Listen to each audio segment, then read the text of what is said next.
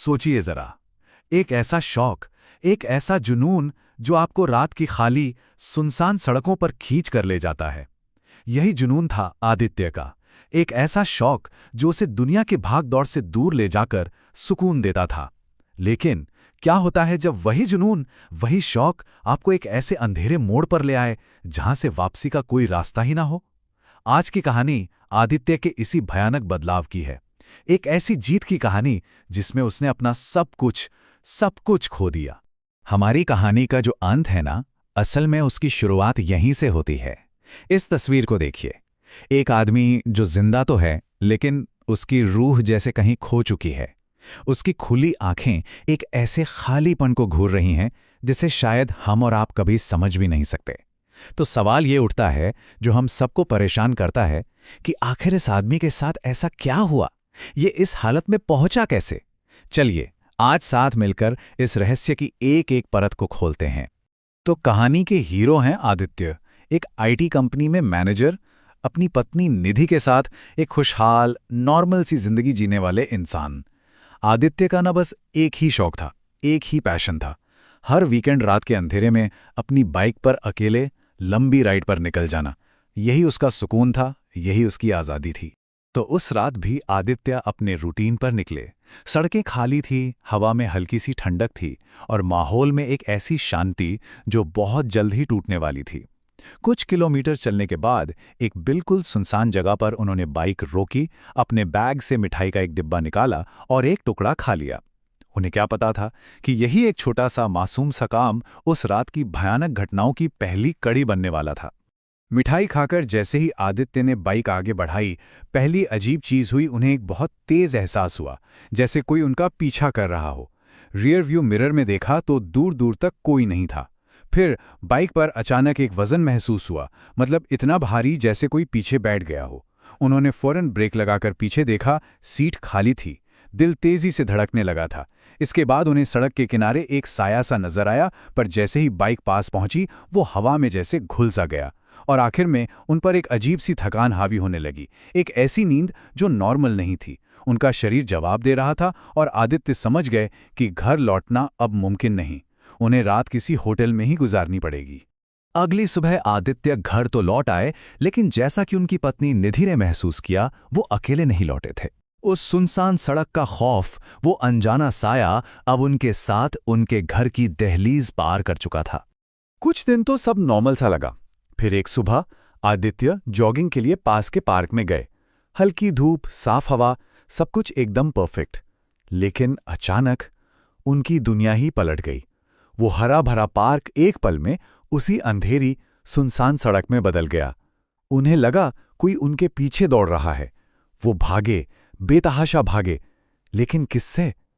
यही तो सबसे बड़ा खौफ होता है, जब आपका अपना दिमाग ही आपका दुश्मन बन जाए। उनका सिर चकराया और वो एक बेंच पर गिर पड़े।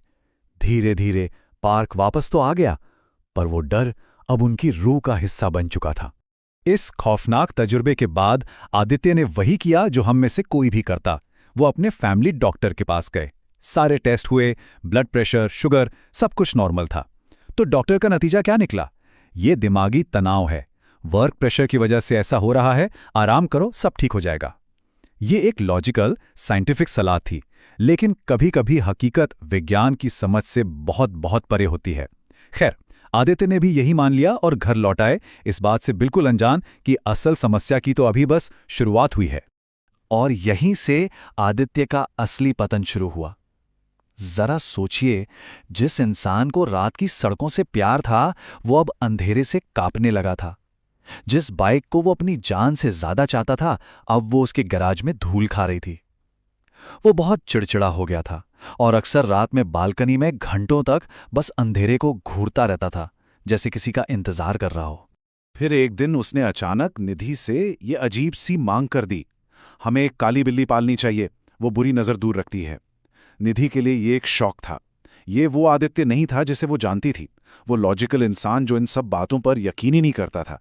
ये जैसे किसी और की आवाज थी, किसी और के विश्वास थे जो अब आदित्य के शरीर पर कब्जा कर रहे थे। और ये तो सिर्फ शुरुआत थी। उसकी मांगें और भी अजीब और भयानक होती गईं। पहले सिर्फ चिकन और फिर खास तौर पर काली मुर्गी का मांस। निधि अब सच में डर चुकी थी। वो जब आदित्य की आंखों में देखती तो उसे एक अजीब सी अनजानी चमक दिखती थी। ऐसा लगता था जैसे वो खुद नहीं बोल रहा, बल्कि कोई और उसके शरीर को एक कठपुतली की तरह इस्तेमाल कर रहा हो। और फिर वो दिन भी आ गया जब आदित्य का बर्ताव हिंसक हो गया। जब उसके माता पिता गांव से उससे मिलने आए तो उसने उन्हें गालियां दी और घर से निकल जाने को कहा। वो अब अपने ही परिवार को जान से मारने की धमकियां देने लगा था। अब ये शीशे की तरह साफ था कि ये सिर्फ तनाव या कोई बीमारी नहीं थी, ये कुछ और था, कुछ बहुत ज्यादा खतरनाक। जब मेडिकल मदद के सारे रास्ते बंद हो गए तो परिवार ने एक आखिरी फैसला लिया। उन्होंने एक आध्यात्मिक विशेषज्ञ पंडित कालीचरण महाराज की मदद लेने का सोचा। उन्हें उम्मीद थी कि शायद वही इस पहेली को सुलझा सकें। पंडित कालीचरण महाराज जैसे ही घर में दाखिल हुए, उनका सामना हुआ बैल्कनी में खड़े आदित्य से, जो उन्हें देखकर एक शैतानी हंसी हंस रहा था। उसने चुनौती देते हुए कहा, तो आखिर तुम्हें ले ही आए मुझे रोकने के लिए? महाराज ने सीधे मुद्दे पर बात की, कौन हो तुम और किस चीज का बदला चाहिए तुम्हें? जवाब में आदित्य की हंसी और तेज हो गई। महाराज एक पल में ही समझ गए वो किसी इंसान से नहीं, बल्कि एक ताकतवर और बेचैन आत्मा से बात कर रहे थे। पूजा और अनुष्ठान के दौरान आखिरकार उस आत्मा ने अपनी दर्दनाक कहानी बताई। उसका नाम अरुण था। कुछ हफ्ते पहले उसी सुनसान सड़क पर एक तेज रफ्तार कार ने उसे टक्कर मार दी और उसे मरने के लिए छोड़ दिया। सोचिए, उसकी लाश 2 हफ्तों तक वहीं पड़ी सड़ती रही। किसी ने उसकी परवाह तक नहीं की। जिस रात आदित्य ने वहां मिठाई का भोग लगाया, उस मीठे की खुशबू ने अरुण की भूखी, भटकी हुई आत्मा को अपनी ओर खींच लिया। वो बस एक सहारा चाहती थी, और वो सहारा उसे आदित्य के शरीर में मिला। आत्मा का मकसद अब बिल्कुल साफ था, बदला। वो सिर्फ अपने कातिल से नहीं, बल्कि पूरी दुनिया से बदला चाहती थी, जिसने उसे सड़क पर सड़ने के लिए छोड़ दिया था।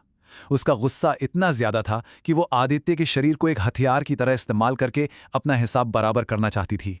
और उसकी आखिरी धमकी, बदला पूरा होते ही वो आदित्य को भी अपने साथ मौत की दुनिया में ले जाएगी। इस ताकतवर आत्मा से छुटकारा पाना आसान नहीं था। पंडित जी ने एक बहुत ही सोची समझी और मुश्किल योजना बनाई।